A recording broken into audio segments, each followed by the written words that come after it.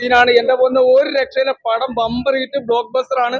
നിങ്ങൾക്കറിയാം ഇനി ഇന്ത്യ ഭരിക്കുന്ന വില്ലൻ മമ്മൂട്ടിയും അതുപോലെ തന്നെ വിനായകനുമാണ്. കാരണം ഇനി നമ്മുടെ മലയാള സിനിമയുടെ നെറുകയിലേക്ക് വിനായകൻ ഒരു സീറ്റ് മമ്മൂക്ക പിടിച്ചിട്ട് കൊടുത്തിട്ടുണ്ടെന്നുണ്ടെങ്കിൽ ഇനി നിങ്ങൾ നോക്കിക്കോ, വിനായകൻ മലയാള സിനിമ ഭരിക്കുന്ന കാര്യം യാതൊരു സംശയമില്ല. നമ്മുടെ മൂത്തോനാണ് മമ്മൂക്ക എന്നുള്ളത് വീണ്ടും തെളിയിച്ചിരിക്കുകയാണ്.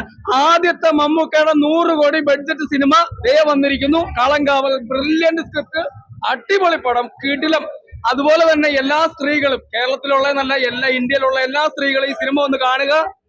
പല പ്രലോഭനങ്ങളിൽ വീഴുന്ന എങ്ങനെയാണെന്നുള്ളത് ഈ സിനിമ ഒന്ന് കാണുക. സൈനേഡ് മോഹനൻ വന്നിരിക്കുന്ന അടിപൊളി കിടിലം പടം, ബ്രില്യന്റ് സ്ക്രിപ്റ്റ്, അടിപൊളി സിനിമ, സൂപ്പർ. ഭയങ്കര നല്ല എക്സ്പീരിയൻസ് ആയിരുന്നു. വളരെ എൻഗേജിംഗ് ആയിട്ടുള്ള കഥയായിരുന്നു. മമ്മൂക്ക ആയാലും വിനായകൻ സാറായാലും രണ്ടുപേരും ഭയങ്കര സൂപ്പർ ആയിരുന്നു. മമ്മൂക്കയുടെ വില്ലൻ റോളിലെ very very minute subtle expressions ആണ് കൊടുത്തിരിക്കുന്നത്. അത് കാണുമ്പോൾ ശരിക്കും അഭിനയിക്കുമെന്ന് ഫീൽ ചെയ്യില്ല. നമുക്ക് ആ എരിച്ചിൽ വരുമ്പോ ഇങ്ങനെ ഒരു വില്ലനോ എന്നുള്ള ഒരു സംഭവം. ആൻഡ് ടീസർ ലോഞ്ചിൽ എനിക്ക് ഓർമ്മയുണ്ട് മമ്മൂക്ക പറഞ്ഞത്, നിങ്ങൾക്ക് ഈ വില്ലനെ തിയേറ്ററിൽ വിട്ടിട്ട് പോരാൻ പറ്റില്ല എന്ന്. That is very true. ഇപ്പോഴും നമ്മുടെ മനസ്സിനകത്ത് ആളുടെ അടുത്തുള്ള ദേഷ്യമുണ്ട്. So very very engaging, must watch.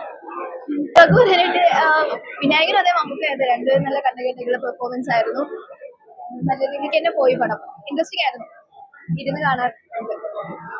എന്താ പറയുക, ശരിക്കും ദേഷ്യം തോന്നുന്ന ഒരു ക്യാരക്ടറായിട്ട് തന്നെ. അപ്പൊ അതിന്റെ എല്ലാ ചെറിയ ചെറിയ കാര്യങ്ങളും ചെറിയ പെർഫോമൻസ് വൈസ് അത് ബ്രില്യന്റ് ആയിട്ട് ചെയ്തിട്ടുണ്ട്. Hats off to Mammookka's performance. Mammookka ഇത്രയും ഡിഫറെന്റ് ആയിട്ടൊരു ക്യാരക്ടർ ചെയ്തതിന് പ്രത്യേകിച്ച് ഞങ്ങൾ ഇനിയും ഇതുപോലുള്ള ഡിഫറെന്റ് ക്യാരക്ടേഴ്സ് വരട്ടെ എന്ന് ആശംസിക്കുന്നു. അപ്പൊ ഏതായാലും തിയേറ്ററിൽ വന്ന് എല്ലാവരും സിനിമ ജിതിൻ ഡയറക്ടറിനും എല്ലാവർക്കും ഒരു മെഗാസ്റ്റാർ ഇമാതിരി റോള് ചെയ്യാന്ന് പറഞ്ഞാല് സൂപ്പർ സ്റ്റാറുകളുടെ ഇടയിൽ ഇപ്പൊ നിലവിലുള്ള ഒരു എന്താ പറയാ യുവ സൂപ്പർ സ്റ്റാറുകളോട് ഇങ്ങനത്തെ ഒരു റോള് ചെയ്യുന്ന എനിക്ക് തോന്നുന്നില്ല. അതിന് മമ്മൂട്ടിക്ക് തന്നെ ആ ധൈര്യമുള്ളൂ.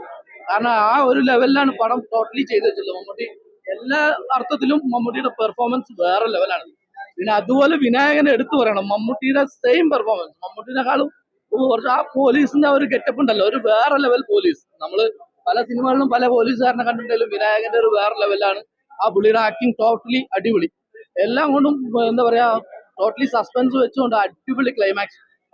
അത് മെഗാസ്റ്റാർ ആ ഒരു റോൾ എടുത്തത് കിടിലനായിട്ടുണ്ട്. പൊളിച്ചിട്ടുണ്ട്.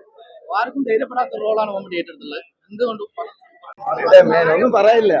കാരണം ആ രീതിയിലുള്ള ഒരു ഇതാണ്. കാരണം നമുക്ക് ആ ഒരു ഫൈറ്റ് സീനൊക്കെ കാണുമ്പോ ഉണ്ടല്ലോ വേറെ ലെവല്, അടിപൊളി. നിങ്ങളെല്ലാരും പോയി കാണും. കണ്ടില്ലല്ലോ? ഞാൻ കാഞ്ഞങ്ങാട് വരുന്നതാണ്, ഈ വീട്ടിലേക്ക് വരുന്നത്. ഈ പടം നോക്കാൻ വേണ്ടിയിട്ടാണ് വന്നത്.